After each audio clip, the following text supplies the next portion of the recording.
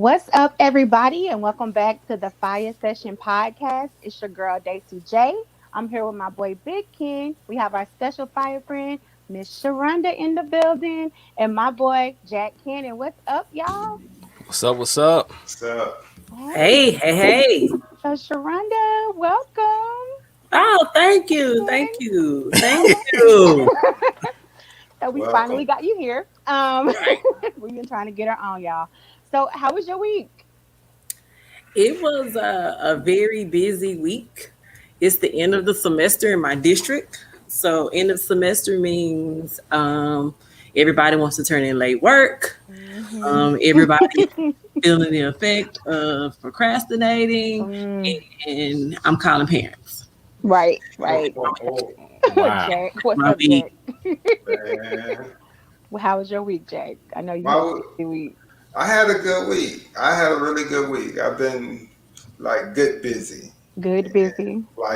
I'm reaching towards my goals for 2021. Like the relationships with the new people, like things are kicking off already. So Hmm. I been, see you. I be I've been creeping. working hard. I've been Hmm. working hard. I'm proud of myself. So I'm proud of you been too. busy. I see you shot one of my friends this past weekend. I was like, look at Look him. at that. It's I not know throwing that everybody heat. though. Like, yeah, I know see? everybody. That's Everybody, right. I'm with Daisy. I Next mean, time you hey, see me in the streets, I'm with Daisy. I'm just not there. Put a I'm just stamp on it. yes, positive stamp. Okay, See? King, what's up? How was your week? Man, my week was busy as well. It's the end of the fiscal year for my company, so you know what that means. Kind of like the end of the semester, people scrambling, trying to turn in stuff and trying to get stuff done at the last minute. Oh, So right. yeah, it's one of those type of deals. But I can't complain because guess what? Today is Friday. Praise God. I Right. Right. second that. Yes. I mean, Yeah. hey, I'm here for it. This was a great week for you, girl. My girl Ronnie, who is a fire friend, released her website launch this week, and your girl was featured. So I've been popping on the internet Okay. this week. So go check that out. Yeah, y'all go Yeah. check that out because this. I mean, the Okay. picture, All the right. pitch. Hold on, the picture I saw. I was like, oh, Oh, okay. y'all was doing that. Oh, okay. So that's what we own. Yep. Yep. We Oh, grown about this. We grown about this. Must yeah, be 18 or older to yeah, see this yeah, website. yeah, Nothing yeah. bad. Just popped by Parental trying to see this. advisory on that picture. It really is. But it is though. You didn't see it, but it's there. It's Ah, perfect. man. Oh, Go to my page if y'all want to see what I'm Lord. talking about. Anyways, y'all, we got a good subject for y'all today. We happen to have a ton of educators. I don't know how they do it, but they do on the panel. Today's topic is education during the pandemic.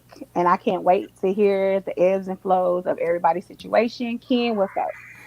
Y'all, this is one of those situations. If you watched the last episode, we talked about parenting during the pandemic. So this is like a continuation of kind of like that pocket because I think it goes hand in hand, right?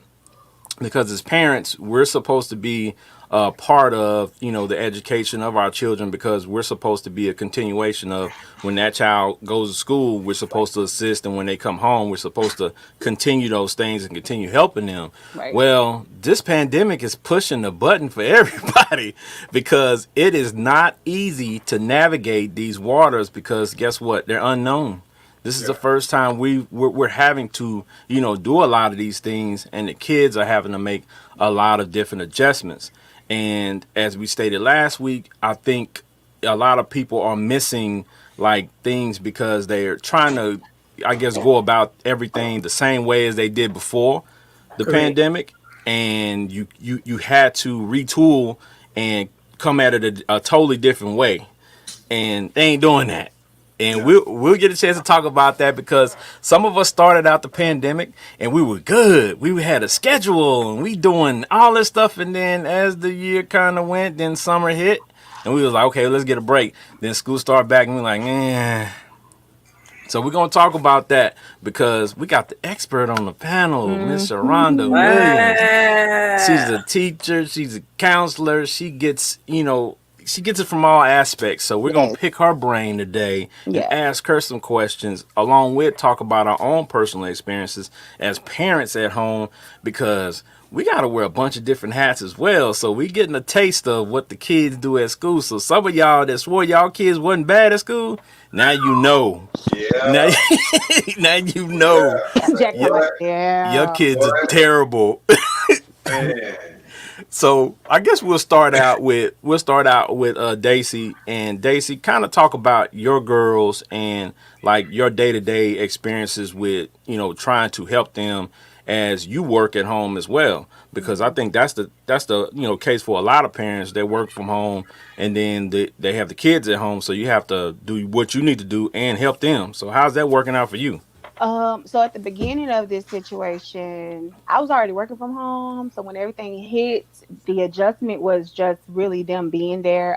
What sucked is they only had one laptop, so it was like in shifts. My oldest would do her stuff first, and then she would help my youngest daughter because the way my job was set up at the time, I really couldn't like help as much. And then my job, we had to adjust a lot of other people to be at home because we have a building in Louisville and then everybody else work from home.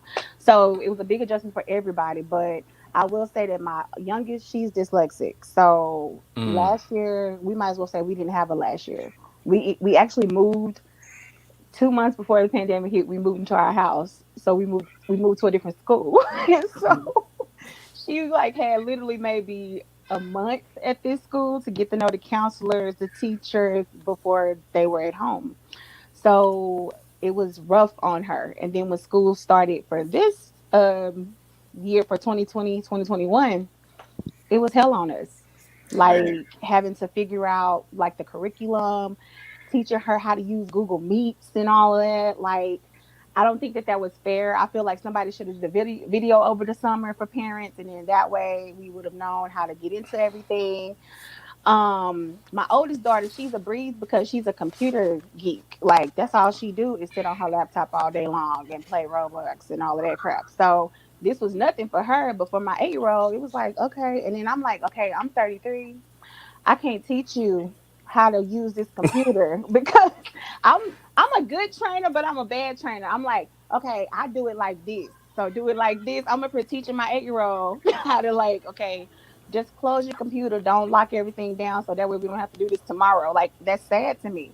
But I ended up letting them go back to school because I was like, we gonna risk it. We gonna take us some elderberry and we just gonna risk it because I can't teach you properly. My 8-year old, hmm. you're dyslexic. I can't get on your level because that's not what my degree is in. I'm sorry. I don't know.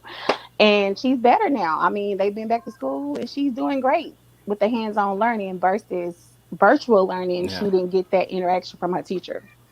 Yeah, that takes a specialized, teaching, to be able to teach a dyslexic child. Hmm. So, yeah, that wasn't gonna work, and Sharonda might be able to say more about that as far as virtually. But I'm like, I don't even begin to know how you would go about trying to do that virtually, Right. especially if you got a teacher who has a child in the classroom with a bunch of other kids, and you got to tend to these other kids as well as the kids that have to have what I'm saying, like some special instructions as well. Right.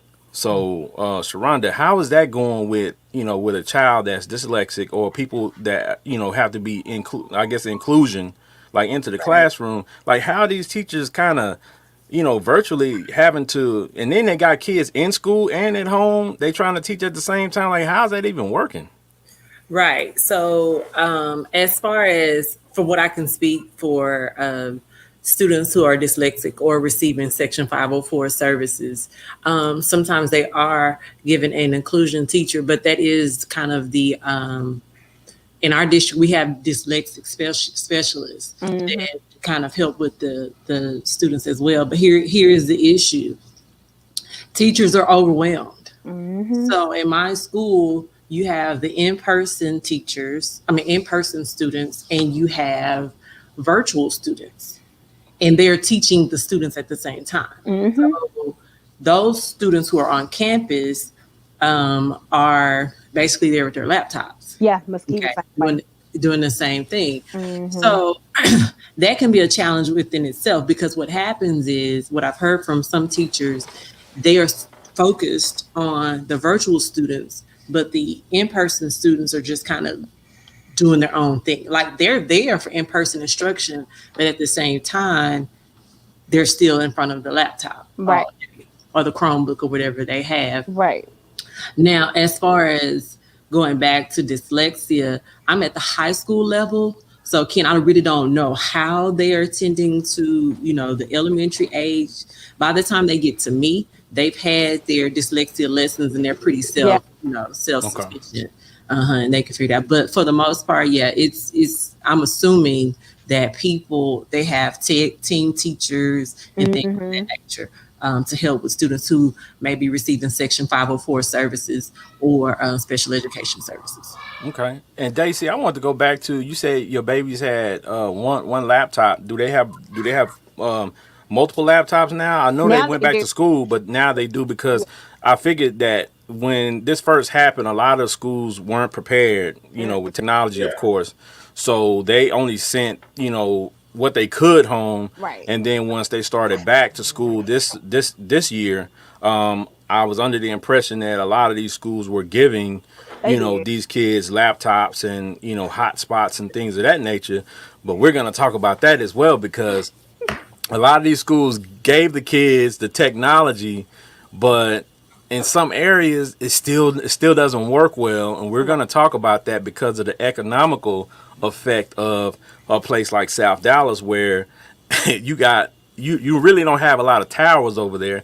So you got kids that have a hotspot, but the hotspot it don't get it doesn't have great Hmm. signal Hmm. Right. because of the area that they're in, and there's no fault of theirs. But you got a lot going on, and it's like the resources on that side of town are not the same as they are in other sides of town. It's not. So these kids were already kind of struggling in person learning. Hmm. So when they went home, it just opened up a whole nother can of worms. I'm not gonna lie to you though. It feels like my kids was the only kids that was at home this past semester because when I dropped them off, it's tons of kids. Man, I'm like, what the hell? Wait a minute. The school is full. What was y'all the only ones that wasn't going to school? Like I don't understand. What happened? people out there living.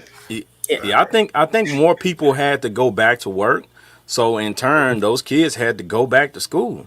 Like they really didn't have a choice because it was either that or just leave them at home. And y'all know how I go. I mean, when I was a kid, if I was in this situation and my mom left me at home to and I'm supposed to be doing work during the day, I'm probably gonna be tapping on Nintendo buttons and doing all that while I'm supposed to be in class. Correct. My kids don't So, have that luxury. We live as a village. You got grandma at home. You got yeah, auntie at home. What you gonna do? You gonna do that yeah. work? Yeah, You so gonna do see, that work? that's a blessing to have that, and like for me, it's a blessing for my job that I can work from home, so Mm, I can be home. And like we were discussing before the show, you got Big Ken, the principal. I'm the lunch dude. I'm the hall monitor, and I gotta do my own work that mm. at my own job. It's a lot, so I feel a lot of you parents out there who have a ton of stuff to do, along with try to help your kid during the day.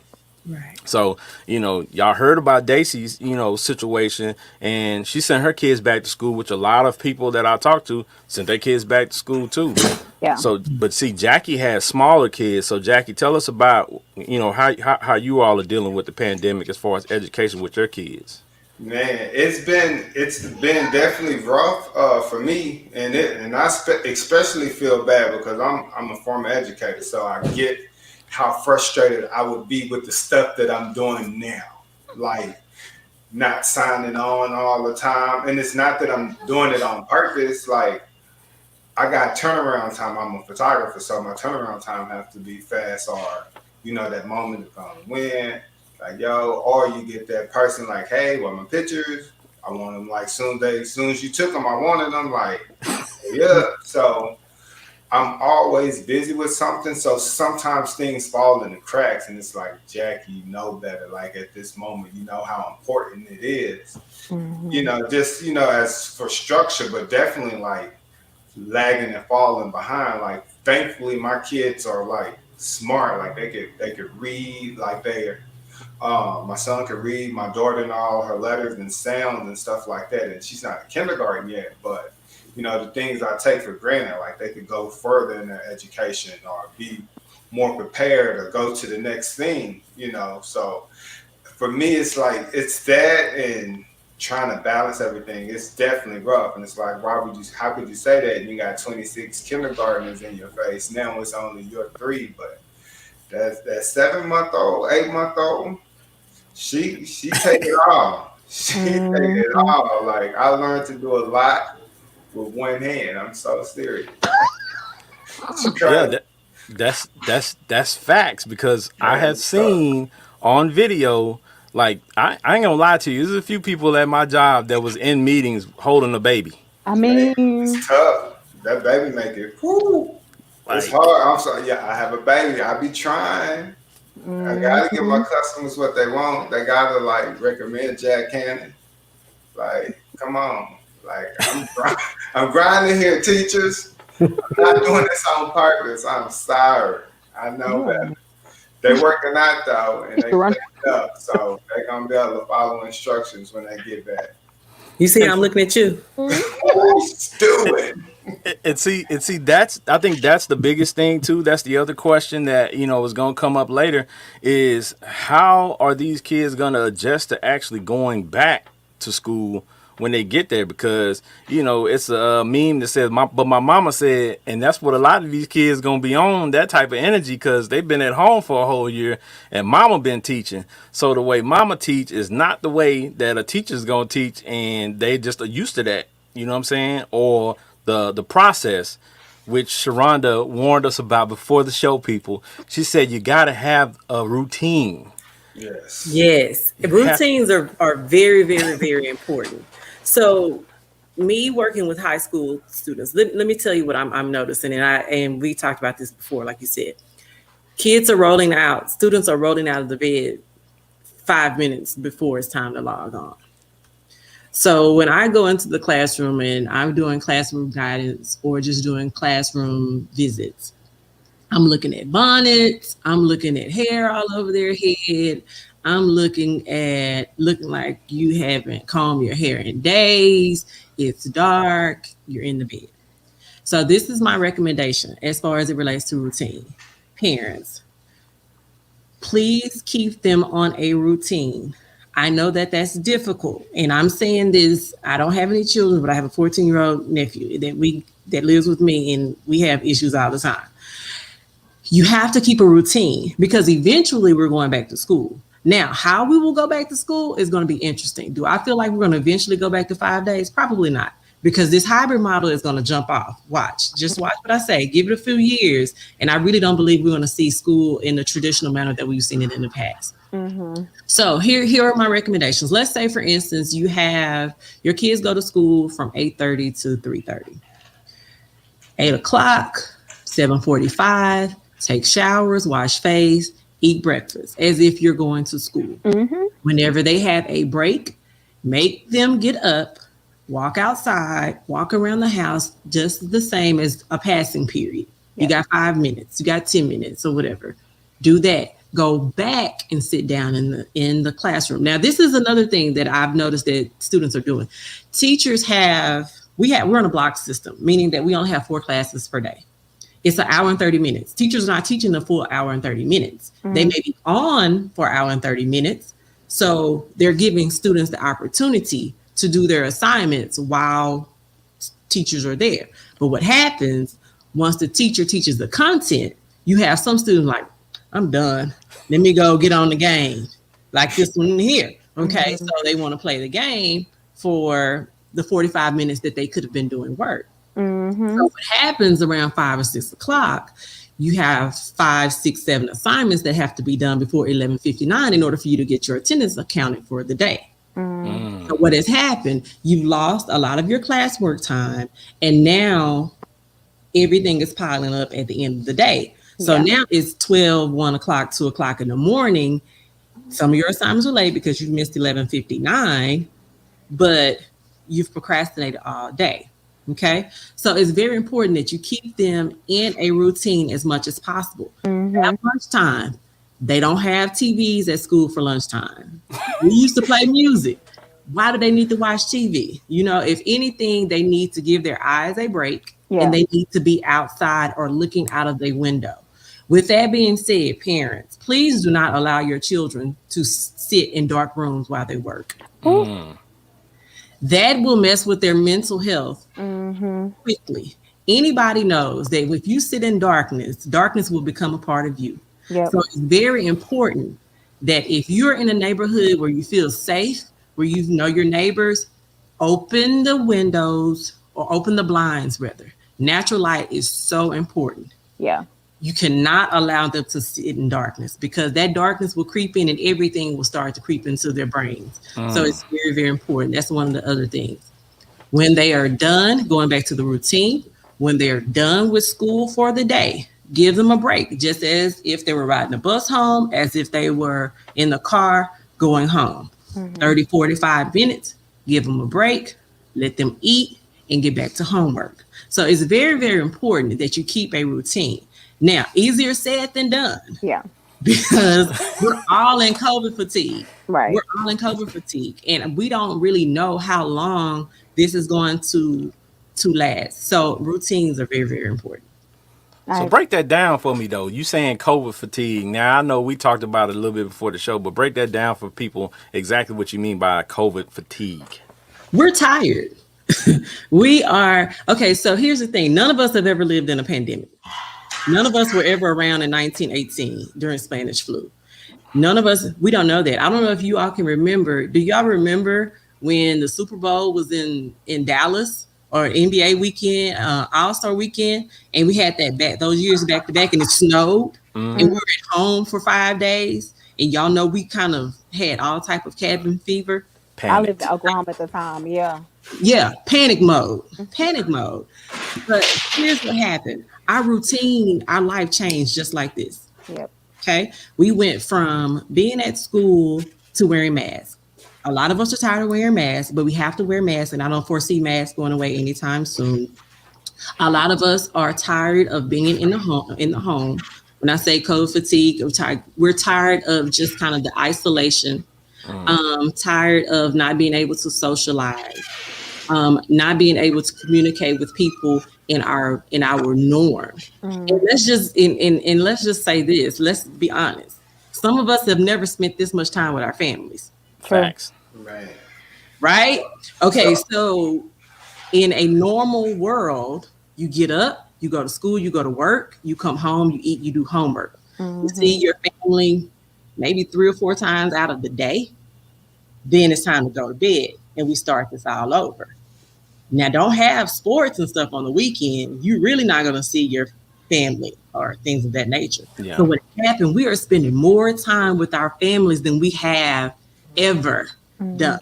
So now we got to adjust to a new norm. And now we have to really, really get to know our families in ways that we didn't think we would know them before. You know what I mean? Facts. We Mm-hmm. learned a lot about our family members during this pandemic, okay? Mm-hmm. So it's just a lot going on. We're tired, we're frustrated.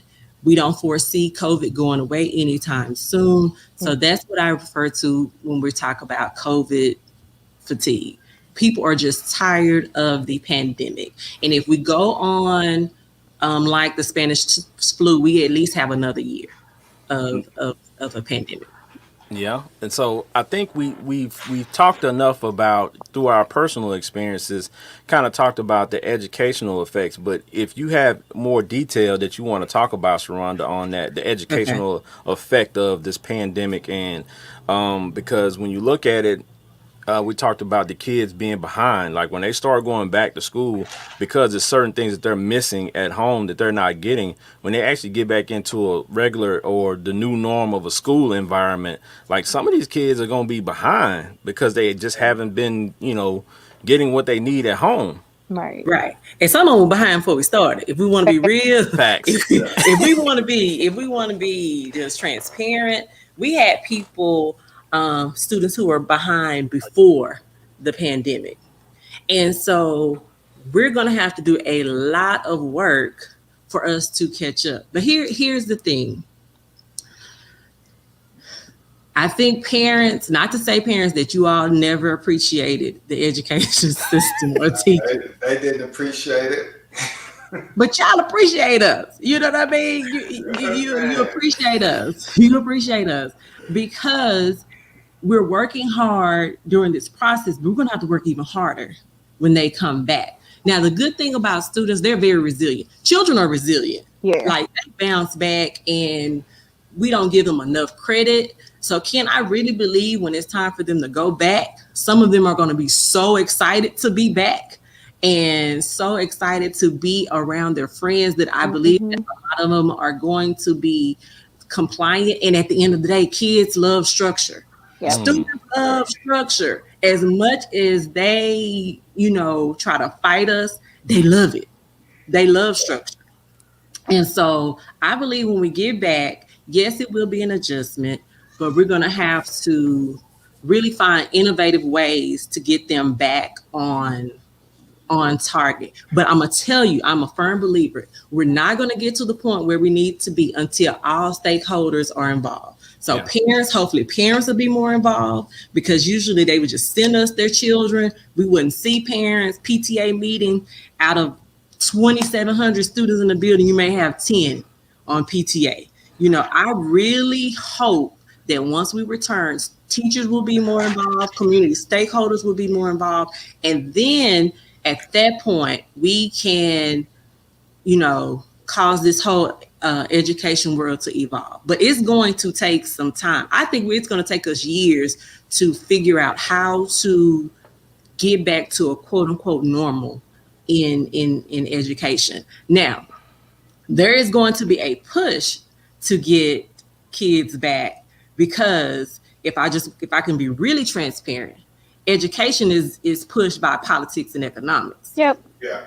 Money. So, we got these state tests. They're really upset with the Mike Morath with the Texas Education Agency because he's not going to waive STAR this year. And last year the kids got a waiver, Mm-hmm. and we were only gone maybe a month before STAR. Now we know that we've had even more issues now. So we have to understand there will be state tests at stake. You have to think about kids taking SAT. There are only so many years they're going to allow kids to go to college without the SAT, even though I feel like it's really not needed. But you know what I mean? Right. There are a lot of things that are involved in that. So because there's so much money involved in education, there's so many politics, I believe there will be some people that will really, really try to raise those levels because if the children don't perform, people don't get paid. Right. Facts. Okay. Okay. Well, let's talk about this. That's the educational effects. Now, one big thing that I think a lot of people are not paying attention to is the emotional effect Yeah. Mm-hmm. on these kids.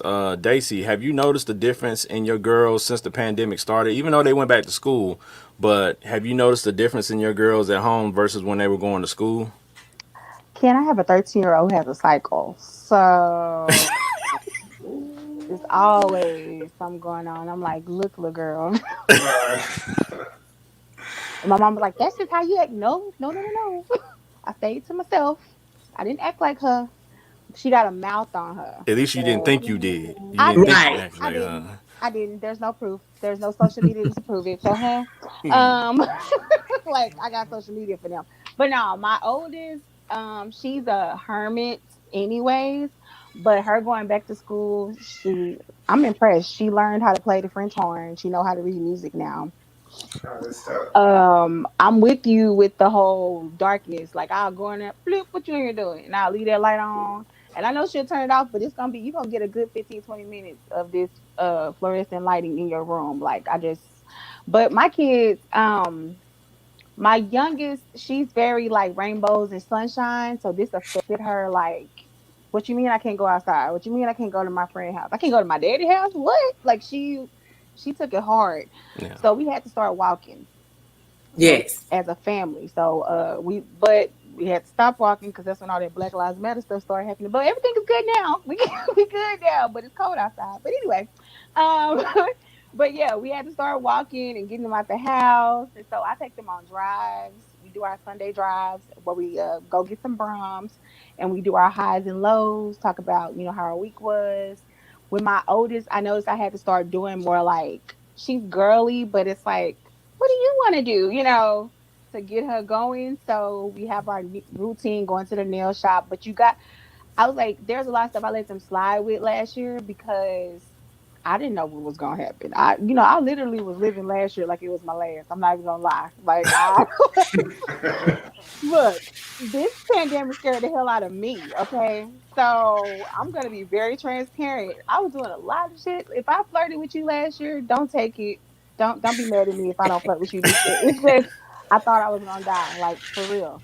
And so with my kids, I let them slide with a lot of stuff. And now we are very structured. Like, okay, I have to give you something to do. I have to give you weekly goals and vice versa. I had to give myself weekly goals because we didn't die and we got to live and do what we got to do.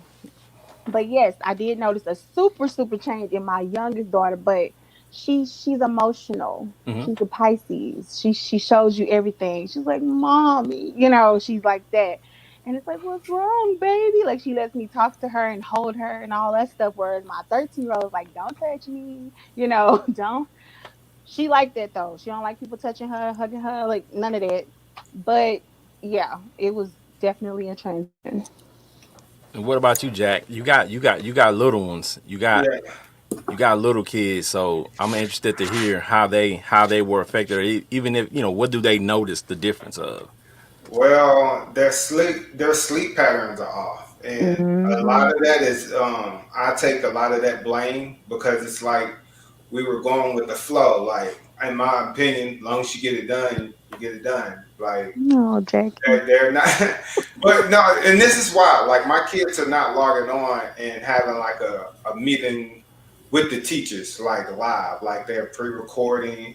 They're sending stuff. Mm. They're sending the packets. It's I forgot the name of the learning style it is, but it really doesn't fit my kids. Like Peyton, when his teacher is she have times where she will let him log in with the rest of the class and go live and he pay attention. He does well with that, but sending the work, like he fly through it. Hmm. Like and then like, did you really get that? It's like, yeah, I got it.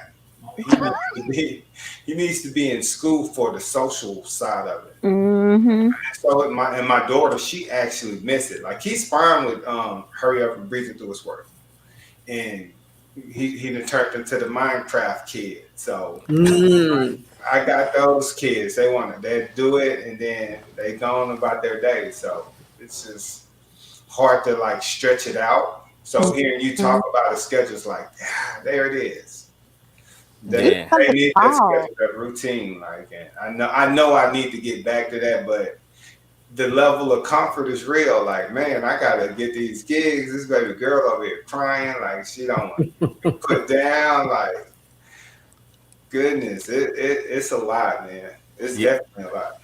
Yeah, I know that's a lot for you because you got a baby, and see, with me, I have a 16-year-old, and then I have a 9-year-old. The Right. 9-year-old, for a 9-year-old, she's very self-sufficient. She does, like, she's very intelligent. Thank you, Lord, for blessing me with intelligent children, Hmm. because I don't have to do a lot of hovering over her. Hmm. But with each of my kids, I do, every so often, every 30 minutes, an hour or so, just get up and walk in there and see what they're doing, make sure they're on task.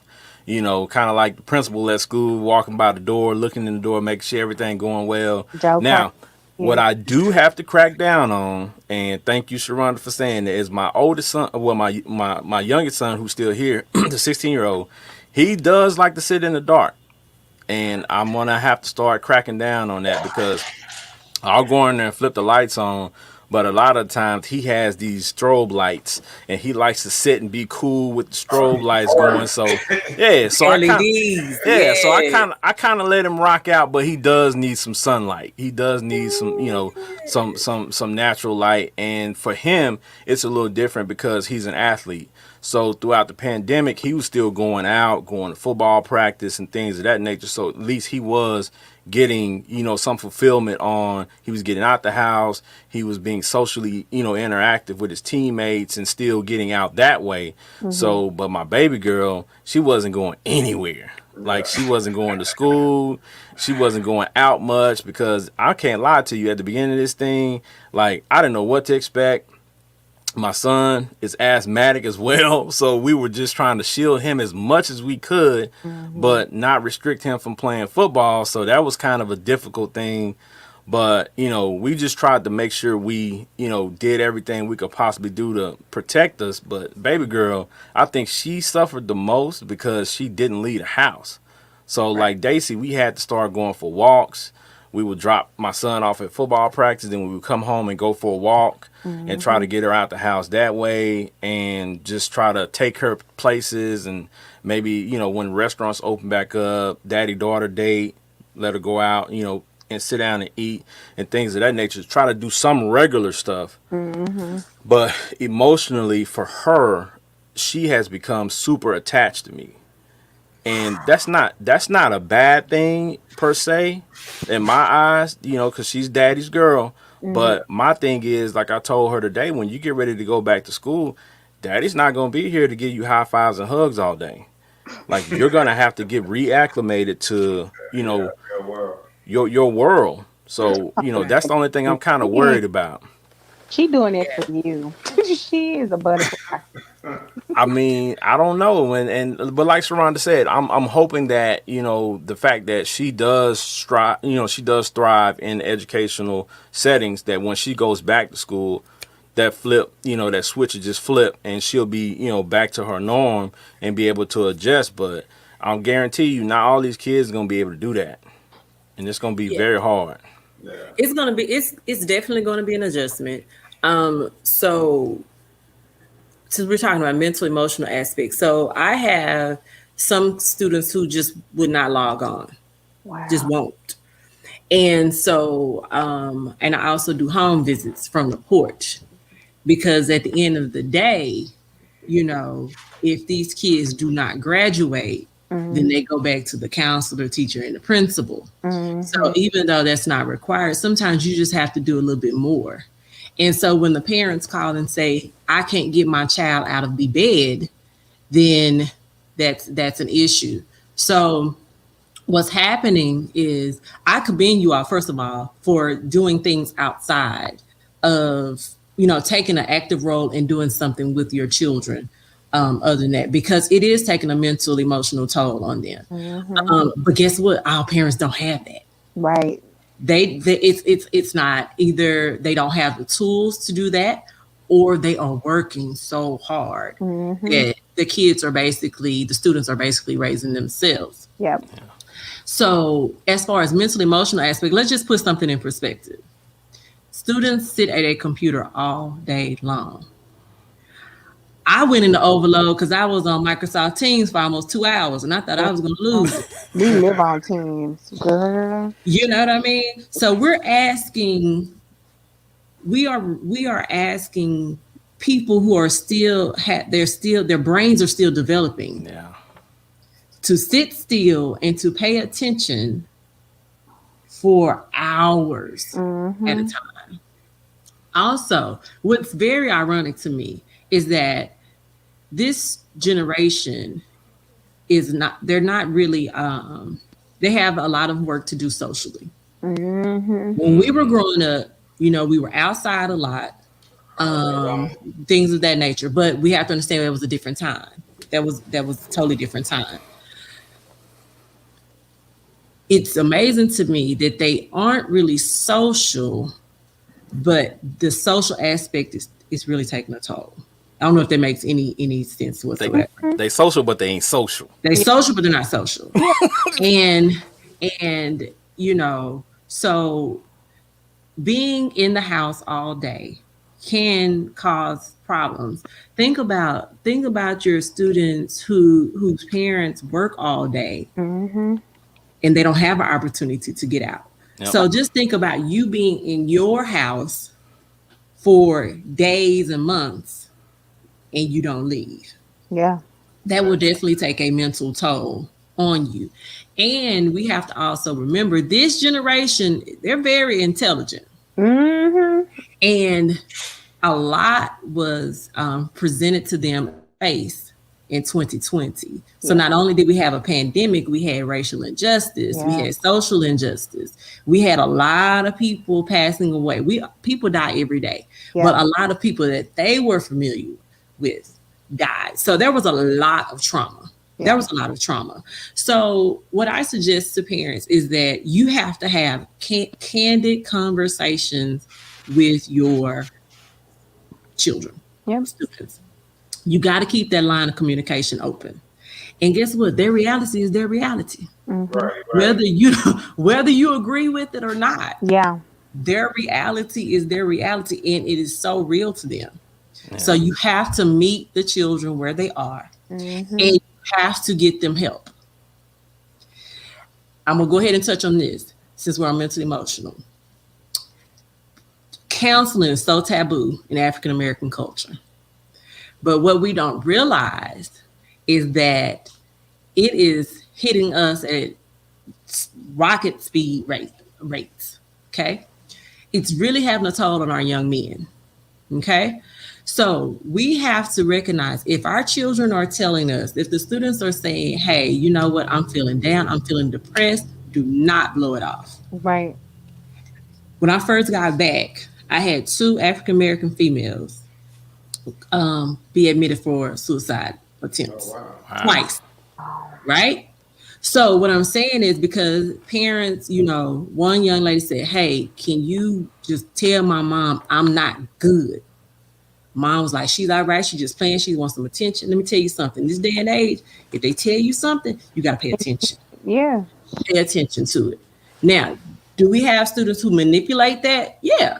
They'll tell you that in a minute because they didn't do their work because they was out doing Right. what they were supposed to do. I mean, doing other things that they weren't supposed to do. But it's real, Facts. y'all. And Mhm. we have to have that conversation because if we don't have that conversation with our children, they're going to seek guidance elsewhere. And also, it's going to be a cycle, Yeah. cycle. So when they have children, then what are they taught? Oh, we don't talk about this. We don't Yep. recognize this. So you depressed? No, you're not depressed. You're not depressed. And so what happens? They have children, and we continue the cycle. Yeah. So we have to have candid conversations, and these kids are more exposed to mental illnesses and mental disorders more than we were Mhm. because it's everywhere. You know what I'm saying? It's social media. They see everything. So it's real to them. So it's very important that we don't throw that under the rug. We don't slide it under the rug. If your children come to you and they say, hey, this is what I'm dealing with, this is what I'm feeling, you Mhm. have to pay attention and you have to be ready for hard conversations Yeah. Mhm. because they come in my office and tell it all. Yep. I bet. They come in my office and tell it all, and all I'm saying is, Lord, please don't say anything. So I got to do CPS report. But sometimes Dang. that's what it is. Yeah. That used That's to what be it my is. prayer. Like, oh, I hope Yeah, I don't have to tell on you. yeah, yeah. It is, y'all. But it's deep, and it's deep in the house. I'm gonna give y'all one. I'm gonna tell you all this how it's really affecting students. So let's say, for instance, I had a situation where the young lady is the oldest. Remember, I'm in high school, oldest of seven. Both parents have COVID. Guess Oh, who's in charge of the other children the to getting high them school girl. online? Oh no. So you're asking a 16-year-old to be in charge of six younger children, get them logged on, do her work. She's frustrated. She's upset.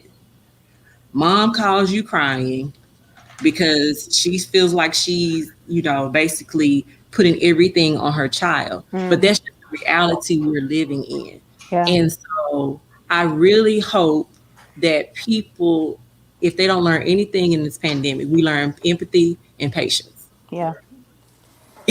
Empathy and patience, y'all. People are going through these Mhm. home visits. You will be surprised with some of the living conditions.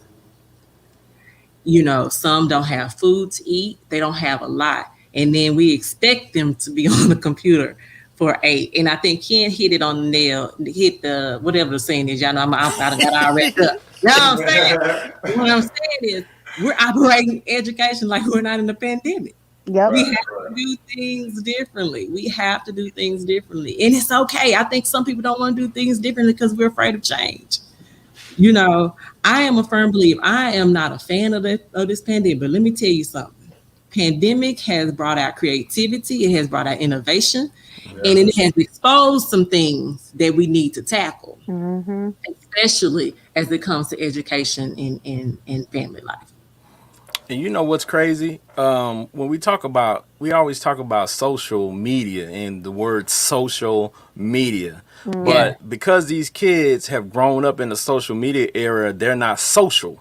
right? Right. What we deem to be social. Because when we Right. say social, we mean going and talking to another human being, like face Right. to face and interacting and not being awkward. But they'll be in the same room, standing 6 feet away from somebody, and text them instead of just Yes. saying, "Hey, man, you got something on your face." They'll text it to them, and I'm like, "This is crazy to me that they interact like this." But now it's like that's their only means That's of the norm. communication, right, with their friends Right. now, because they can't see them. They can only talk to them through social media and through text Yep. and on the video game. So for my son, I think that's been his biggest thing is his friends. He can't kick it with them, but they get on the video game together and they play the Mm-hmm. video game together. Mm-hmm. So that's something that socially has been redeeming for them, but not all kids are able to do that. Right. Right. So Right. Right. And Kids because, fall. go ahead, Jack. No, I was saying my kids fall under that. Like all they got is each other. Like they don't have that village of little cousins to run around and play with, and Mm-hmm. it's just them two, man. And they miss people. Like yeah, Yeah, it's big, y'all. And while I'm thinking about it, since we're on this topic of just kind of social, mentally, emotional, for those of you all who have children, y'all got to be creative with the children. You got to find fun stuff for you all to do as a family. Mm-hmm. One thing that it may seem kind of cheesy, but I think it works. If for children who experience some type of anxiety or some type of depression, you want to build what we call a Mm-hmm. calming corner or a box. So whenever they start to feel overwhelmed, whenever they're starting to be antsy, let's get a box. Let's put something to draw. Mm-hmm. Let's put some colors. And even big kids love to color. You know I. what I mean?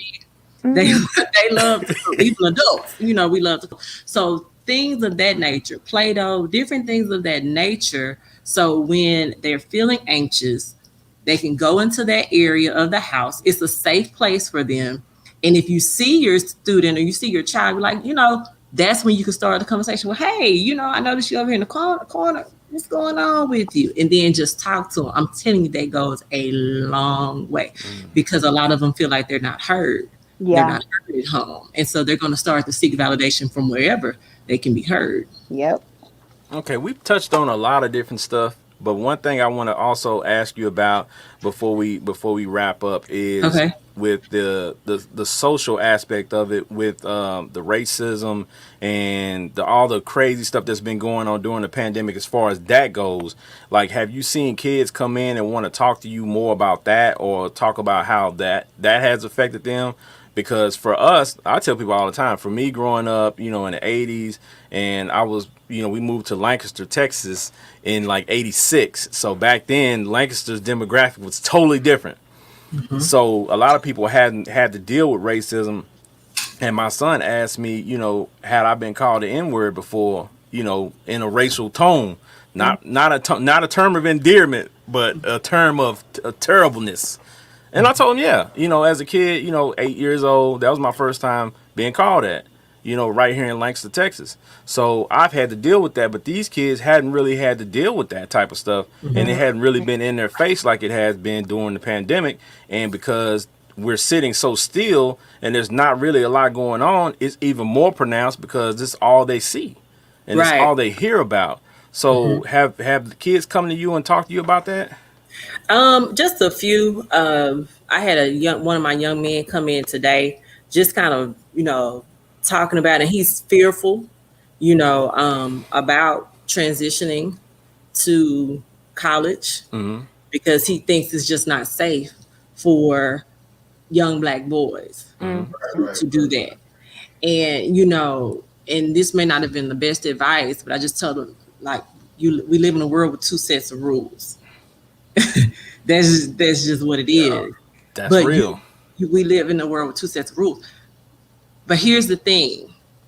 I think when we have to reinforce to our children how smart they are, how intelligent they are, and how gifted. And we have to continue to pour into them. So when they get these type of racial slurs, or when they are, these different biases, Mm-hmm. things, they know how to handle it.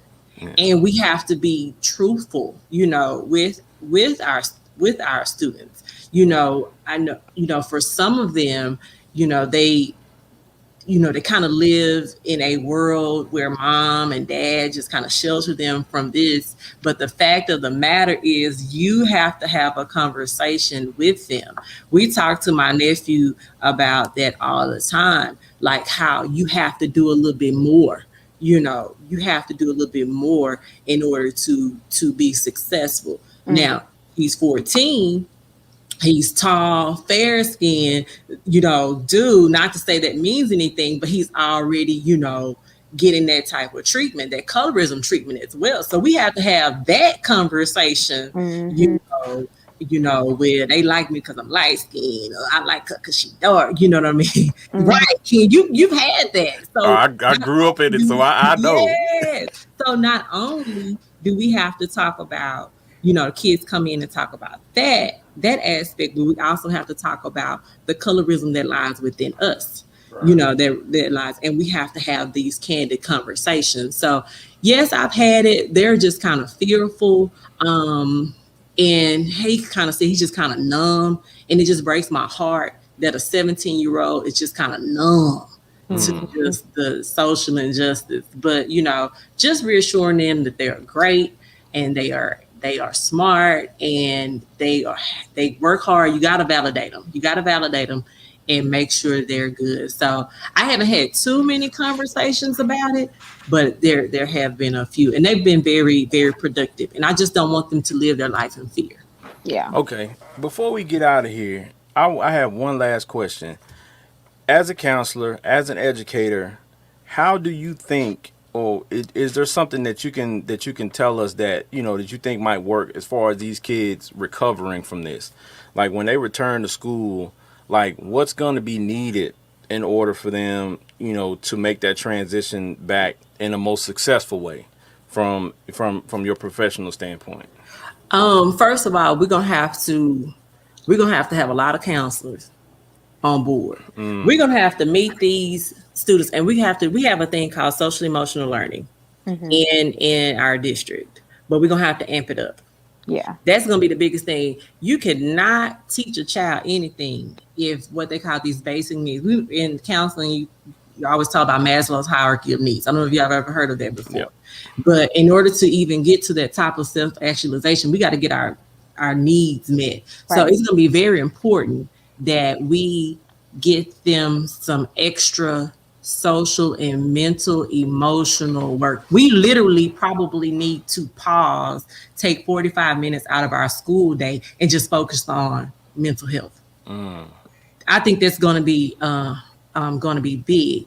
Also, parents, you got to be involved. So once they come back, I reference Mm-hmm. like PTA and different things, but y'all, we really need to see you all on campus. Even, sometimes my mom was very involved, like, oh Lord, Lord, here she come, she got to be doing the most. But I appreciated that. Yeah. And they went a long way. And I don't know if anybody's ever told you this, and people probably don't want to tell you this. You have a tendency to really take care of children when the parents involved. Yeah. Mm-hmm. Those very very active parents. You always want to make sure their kids, you want to make sure all kids are good, but those active ones, you really Yeah. want to take care of those. So being active, and making sure we have some more social emotional learning, like actually take time out of the day. I think those are going to be the two biggest things. And then also just making sure that everybody is empathetic. Teachers are tired, parents are tired, administrative, but we have to come out and figure out, say, we're all tired, but how can we fix it? We got to just have these candid conversations in order for us to move forward. So that's my thing. Okay, so what we usually do is we usually go around and do like a little closing words, but I mean, I don't know if you want to use that as your closing words because that was pretty poignant, you know what I'm saying? Unless And you got some other stuff you want to say to close it out or leave us with something powerful, you know what I'm saying? Go right ahead, but that was on point. So, you know what? I don't. I mean, I think I said a lot. And you know, Yeah. hope I didn't talk too much. You know what I'm saying? Nah. I'm We need passionate to about hear this stuff. this. I'm Goodness. Nah, we passionate about it. hey, we sitting here, we learning, we Right. soaking this in. We trying to make the best of our for our kids. So, you know what I'm Right. saying, the stuff that you told us today gives us something to think about, as well as the viewers. So, like I said, that's why Yeah. we was kind of quiet. We listening. Oh, Right. y'all Yeah. listening? All right, Yeah, then. and it helps me on both end as Yeah, a parent Jackie. and like I plan on going back to teach next year. Okay. So like what Woo, I'm woo. actually getting myself into and how Yeah. can I be a help? You know what I'm saying? And what the kids are actually gonna need. Like that I have kind of like a guideline of what to ask them for. I'm asking, Yeah. just to kind of pick their brain and just kind of pay a little bit more attention than I wouldn't have never like even think to just start there with those candid conversations and stuff like Hmm. that. So Yeah. And these kids are smart. yeah, That's what I'm saying. Y'all, they pay attention. and I They are tell you, they pay attention and they pay more attention to what you do than what you say. Ooh. Mm. right. So you know what I'm saying? You can tell them you love them all day long, but you ain't showing them no love. That Extra. goes out the window. Yeah, Hello. definitely. So it's very important that you, like I said, candid conversations. Give them. Oh, this is another thing I do need to point out. Then I'm going to say, I'm going to let this go. For those of you who have people who have cell phones, kids who have cell phones, Mm.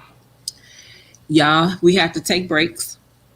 They really that light from the cell phone interferes with their happy hormones, and it's very hard for them to sleep. It's very important that while we're at home, make sure they're eating healthy. I know it's easier said than done, but their diets are important and make sure they get a lot of water. I know it seems very, elementary, but let me tell you something. Water helps their energy level a lot. So make sure they stay out of that. Like my nephew, I just bought some juice from Sam. I'm trying to figure out why the whole gallon almost gone. And you had some water, sir? You know what I mean? So it's just little things like that. And but the most thing, just make sure that you can have candid conversation. That's the biggest thing. They love it. As much as they say y'all get on their nerves. When they come to my office, I don't want to disappoint my mom. I don't want to disappoint my dad. Yeah, They been showing out at y'all house all day. They don't want to Uh-huh. disappoint you. Yeah. Hmm. They don't want to disappoint their parents. Nope. So yeah, but that's Facts. it. Yeah, that's it. Just candid conversation, y'all. Let's just talk about it. Let's talk. Make sure we keep that mental illness conversation going, and make sure we always let them be free to talk, and because their truth is their reality. Right. That's facts. And y'all, I'm telling you, Sharonda might have her own podcast soon. Just keep your man, eyes right? just keep your eyes open, keep your eyes out. You know what I'm saying? I'm Yeah, gonna try to work with her a little bit. I'm gonna try to talk to her a little bit. But yeah, Oh man. Well, thank you for having me. This was my first podcast. I was super nervous, but first podcast. no reason to yeah, be super man. So nervous. thank You did an y'all. awesome job. Thank You you. represented. Yeah. Yeah. Thank you. So I enjoy education. I enjoy school counseling. So yes, thank you all for having me. I appreciate it. that's why we went and got you. We knew you was good. Ah, Yeah, We had faith in you. well, thank you. I appreciate that. Jack Cannon, talk to the people before we get out of here, my brother. man. Thank you. I want to say thank you for this information, definitely, because I really had some like, wow, Jack, you need to get it together, like as a parent, Amen. definitely. So I'm gonna try to implement this and get some things going, baby steps, Baby steps. until that situation changes. Because if I go back, they go back. So Right. so they got to be ready to transition pretty soon. But Thanks. thank you. This has been fun. Like I learned a lot. I really learned a lot. That's all I got. If you want to get at me, you can follow me on Instagram at Hey, Jack him. underscore Cannon underscore photography. You can hit me up on my business line 214-713-3832 for that Canon. Um, also, man, I'm so excited about this because it's new. I know y'all got them W-2s. Don't play. Hit your boy up. I'm doing taxes. You know what I'm saying? Oh. Holler at your boy. I'm trying to get my entrepreneur. I'm trying to get these different streams. Yeah, hustle, man. Hustle, man. Got the taxes, baby. We gonna get that match. Go. Sandwiches. But yeah, hit me up, man. But again, I want to say thank you. I want to end with that because that was amazing. You did an amazing job. Like Oh, thank you. So we are we doing plugs? Are we doing Yeah, plugs? drop Yeah, that yeah, plug. yeah. Oh You yeah, got a What plug. you Go got? ahead. yeah. Okay, Throw something so out so we can catch it. Catch it. We need that. so so I am venturing. I've been doing flowers. So I love flowers. So you can hit me up on social media at busy. It's BUSY Breeze BRES Florals. And that is me. And Valentine's Day is coming. So Facts. please hit me up. Now I'm only gonna do so many. I'm only one person, but yes, please hit me. I didn't know we were doing plugs, so I'm a flower lady too. So so please hit me up. Yeah, advertise all you need. That's what Yes. we're here for. You doing the service for us. You came and gave us some information. So at the end of the show, that's what we like to do for our guests. Give them an opportunity to get some shout outs or whatever. At first Jack wasn't shouting out his business. He was shouting out his partners back home. You know what I'm Yeah, yeah, yeah, man. 2021, we doing something different, man. saying? We So trying to get this money. yeah. So we just like to have fun, but we also like Okay. to give everybody an opportunity to talk about the other ventures as well. So that's what we do. So y'all get some flowers, please. You know what Get I'm some saying? That's flowers. what's up. Daisy J, talk to the people before we get up out of here because I know you got some products Let's you pushing. go. I know. I Look, she mean, flawless, man. Flawless. I saw so she thank turned on the fan one time. I seen her hair blowing, girl. I can understand him first of all. My beauty supply fan, y'all like that? Y'all like this? Okay. Uh, So stop it, Jackie. All right. On some real. Okay, let me fix my mic. My bad. Okay, y'all. Thank y'all so much for tuning in tonight. Like this was dope. She was just confirming everything that I already do. I want to say though, as my little nugget for the night before I plug all these businesses that I know and partner with. Um, Parents who work in corporate America, they have this thing where it's like EPA or something like that, where you have this Yeah. benefit of like 8 mental health visits a year oh, or a wow. lifetime. They also offer that for your kids too. So if you're trying to get your kid into some counseling sessions, go to for just to see what's up. And if you like it, pay out of pocket for whatever else. I mean, I'm saying it from experience because, as y'all know, we lost my grandmother a couple of months ago. So I've been going to grief counseling. And my kids, I'm getting them set up as well, not necessarily for the grief part of it, but because of everything that's going on. And then, like I said in last week's show, me and my oldest daughter, we at pretty much a battle when it comes to her and her dad. And I don't want her to be resentful towards him. I want her to be able to communicate her feelings. So, as a parent, that's what I was able to do. So, shout out to your employers. Find out what kind of benefits y'all got. Y'all sitting up there making all this money and not using their resources. So do that. Um, Facts. Continue to like, share, and subscribe. The Daisy J Show. I am on Google and I'm also on Spotify. The website is down because we're setting up some newness. But if you just want to see this face, I'm just saying, my girl Runny over at Runny Romance. She got some greatness going down. I was one of her models for these new products that she is laying out there for y'all. So go to www.ronnie's/romance.com for your Valentine Day needs. Today's beat is Juvia's Place.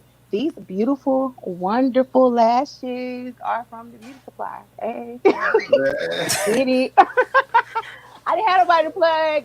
I'm waiting on these new lashes to come through. Continue to support your girl. If you need some beats, get at me. Ken, what's up? Y'all already know you can holler at me at Big Ken's Comedy on IG, Big Ken's Comedy on Twitter, Big Ken's Comedy on Facebook. You can also catch me every Wednesday at 7 p.m. on Keeping Up the Conversation Live with my co host, Tori. We have a bunch of great guests on that show. It's a little bit different from the 5 Session podcast, but very interesting. So tune in on Wednesdays at 7 p.m. as well. We have a lot of great stuff going on with the show. We like to bring you content that we feel like you can take something with you at the end of the day, something that can help you. Very informative. So if you all have information on topics or something like that you would like for us to discuss, go to the 5 Session podcast page, send us a message, and let us know topics that you would like to see us discuss. Or if you have people that you want to see on the actual show that you think could come on and hold their own, we'll take those suggestions too, because we at the end of the day we just want to make sure that you get what you need as the viewer and it's entertaining for you. Right. Again, we want to thank Sharonda, we want to thank Jack, we want to thank Daisy, and y'all already know how we do it every week. We end the show same way as we always do. Let me hit my little effects. At the end of the day, it's not lit, it's fire. Peace.